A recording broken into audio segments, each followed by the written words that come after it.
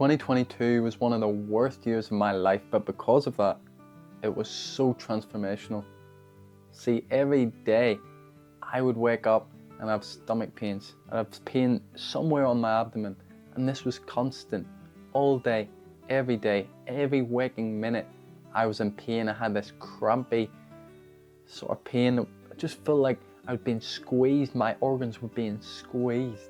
Sometimes it would get worse, and I'd be short bouts where it'd be really, really sharp pain, horrible pain. I would just have to sit down, lie down, and sometimes I would get these zaps. It felt like a shot of electricity shooting through my organs. It was horrible. I was also so depressed. I hated my life. I wasn't just normally negative. No, I was negative every single second. It just felt like my heart was on fire. Now, why was my life like this? Why did I suffer so much? See, it was because that time I was battling with addiction. I was using drugs almost every single day. Going out all the time, drinking, destroying myself. Now, I say a battle, but this time I wasn't really aware what I was doing. I wasn't really conscious that I needed to change. But I did have a problem. Deep down, I knew it. And it was causing me to suffer. And this is so common. This is so common among young people. It was common in the group I hung around with. It was common around my town. And I know it's the same for so many people out there, because our lives have just been shaped to be attracted to this instant gratification, to the easy way. And on top of that, people make this drinking and drug use, they make it seem cool through songs, through movies, through social media. Our brains have been warped, so we're attracted to it. Young people, 13, 14, 15, they're attracted to it. One of my friends, the first time he ever done a drug, MDMA, he was 13 years old. 13. Now I was 17, that's still young.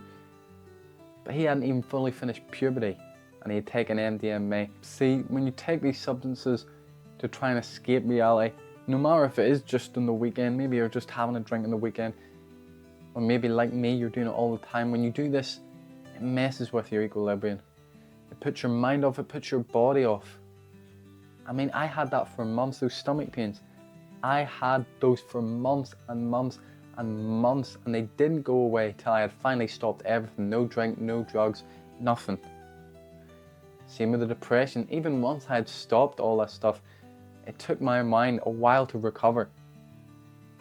See, when you're young, you don't think about that. I mean, sure, you know that drinking's bad for you. You know that people overdose on drugs and they're maybe not bad for you. But you don't really see the effects. You don't really think about the effects. You don't think that this is just going to turn your life upside down and destroy you from the inside out. I remember when I just turned 18, maybe a little bit before, near my end of school, it started off as like a wee whisper, like, something didn't feel right. Like, I'm not as happy as I used to be. I don't feel like how I used to be. And then I'd already been using drugs for about 6, 7, 8 months at this point. And it just slowly crept up on me. And by the time I left school, I hated my life. I didn't want to live, I had no motivation. And I thought, well, it would only be a short while, it would only be a few months. But this continued and continued and continued, because obviously I didn't see the problem. See, because when we run from our problems through escapism, we don't allow that energy to pass. That negativity, it stays inside of us, and because of that, it just builds, it builds, it builds. That's why the pain gets stronger, the depression gets worse. I mean, I got to the point where I was burning myself. I couldn't cope. The drugs weren't working as well, so I needed to do something else. I kept burning myself all up down my legs, even on my hand. And so many people are going through this same thing. You know what the number one cause in men is? Suicide. Suicide. It's because our mental healths are wrecked. And yes, of course, going out partying is just one small part of that. But it can have a massive detrimental effect on you. And you might not even know it because it's so normalized. I mean, you get ads for drinking. Normal people look at me now, right? And they'll think I'm the weird one.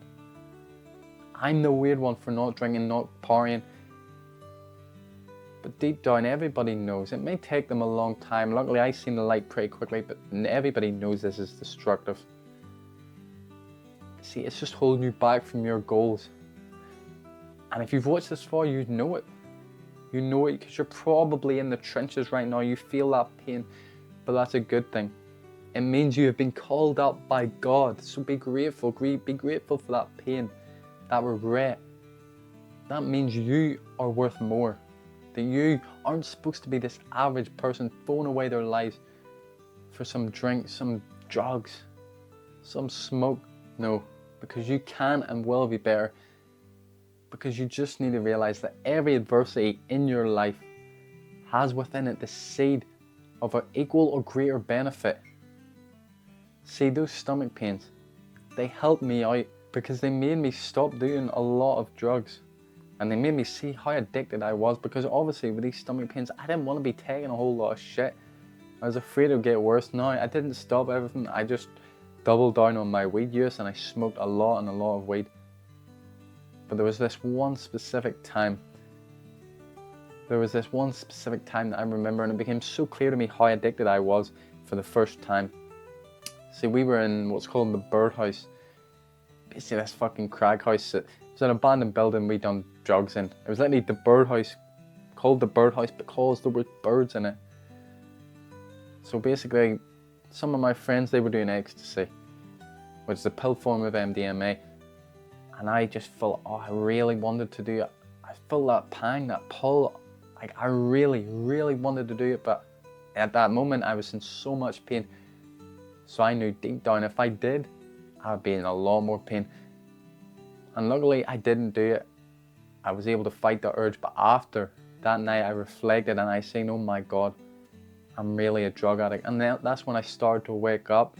And the depression, of course, as you probably know yourself, that's the fire that made me change. If everything was great, if I was comfortable, happy, doing what I was doing, I'd have never changed. I would have never got sober. The biggest reason why I got sober, because I hated my life. Something had to change, and that's really what depression is at the end of the day. That's God giving you a signal that your life is off, that you need to change. And you can change. A lot of people make sobriety seem hard, and I guess in the moment it does seem very hard. But in the grand scheme of things, it's not that difficult if you have the right tools. During this period, I discovered 3 tools that really helped me get sober and get me through this. The number one is exercise. I've been doing this for a long time, but I really seen how important it was for your mental health. And it's great too to have a nice body, gives you confidence, gives you something to work towards. But the main thing is that boost in your vibration, that boost in the dopamine, whatever it is, that makes you feel so fucking good. And of course it builds discipline, and you will need discipline to get off any substance, to get off any addiction. Because you won't always feel like going to the gym. But you're just going to have to go anyway. It's part of the journey. It's part of why the gym is so good. Just like how you're not always going to want to be sober. You're not always want to stay in instead of going out and drink. Now, it doesn't have to be the gym. It could be any sort of sport. Sports are good too, because it gives you, again, something to work towards, something to build. Just any form of exercise, running, weights, MMA, any sport, football. There will be a form of exercise out there for you. You just need to find it. Meditation is the second one that really helped me through it. See, meditation makes life clear. Helps you live in the moment and let go of your thoughts and feelings. See, because you're not your thoughts and feelings. Most of us are convinced that we're this internal noise, but that is not us. It's not even a part of us. We are just witness to it. Just like how we witness outside things coming and going, our thoughts, our feelings, they just come and go. But because they're inside of us, because we can't see them, smell them, we hold on to them. We think it's us, but no. So that's why it's important to meditate every single day, because you won't even understand the stuff I'm saying even if you've never meditated. But it brings so much peace and clarity to your life, that that constant da-da-da-da-da-da-da going on in your head. The best way to silence that is not drugs, it's not drinking, it is meditation. Finally, reading. And I know what you're going to say, I don't like reading. I thought the same thing, but because I was addicted, I was bored of everything except going out, except doing drugs. So at home I would just sit, look at my fucking ceiling, do nothing. So I thought, well, I might as well try reading, and I fucking loved it. See, there's a book out there for everyone. You just need to find the right book, and it might be hard at the start. It's a skill like any other to try and read, to try and concentrate on reading. But you can build into it. The key is to just find the right book. You need something that excites you. It could be fiction, could be non-fiction. It doesn't really matter. Now, the final thing I want to say, I didn't really do much of this back then, but it is so important to get some healthy socialization. Doing stuff with your friends that isn't destructive, that isn't breaking down your body, breaking down your brain, because at the end of the day, how can something be social if it's removing you from reality? If it's taking you away from this world, you're not truly connecting with these people. In fact, some of these people you probably don't even like, you're just hanging around with them to get high, to do some drug. And it's not fair on them, it's not fair on you, it's just bringing you both down. If you can't get your friends to go do some healthy activities like hiking, like exercise, like just a simple chat, then yes, it's better to stay on your own. But this could be so helpful, especially if you're hanging around people who are sober or who have gotten sober. But even watching YouTube videos like this can give you a bit of that. It's like healthy brainwashing. I'm so proud that you've gone on this journey.